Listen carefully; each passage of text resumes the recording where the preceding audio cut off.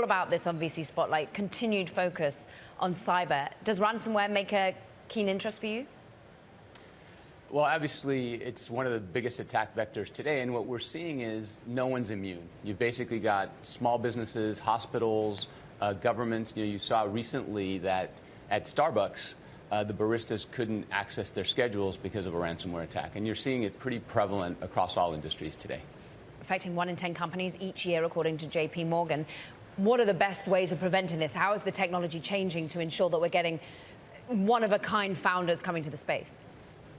Well, so we're always looking to find new solutions to how do you prevent an attack from happening. And that's the key, is first try to prevent it. And what that means is try to understand what is the activity or behavior that a ransomware attack will do, which is ultimately try to encrypt the data on your computer and also exfiltrate it. But the most important thing now is be prepared to recover. How do you make sure that you can decrypt it successfully and get all your data back without having to pay the ransom, which is what they're targeting to try to get you to do?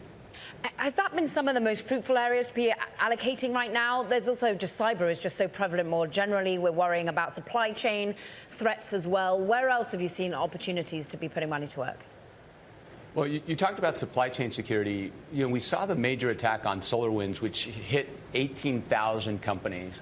And what we saw then was an executive order from President Biden that said every company needs to take supply chain security very seriously.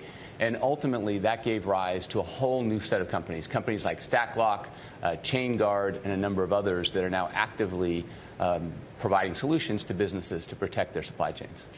We find you so interesting because, of course, you were a CEO yourself. You're also appointed to President Barack Obama's Management Advisory Board. You understand how politics works hand in hand with leading businesses. How are you advising your portfolio companies now as we start to look towards the next administration in 2025? Well, I think it's going to be an interesting opportunity for a lot of companies. The biggest trend that we've all been talking about is AI. And AI is going to completely change how many of our businesses work.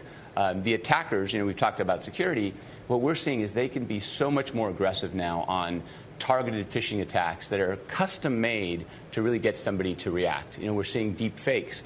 And so we're telling all our companies, how do you take advantage of AI? And then the new administration, I think, will give us opportunities to drive potentially consolidation, M&A, and we're hoping that the IPO market comes back in 2025.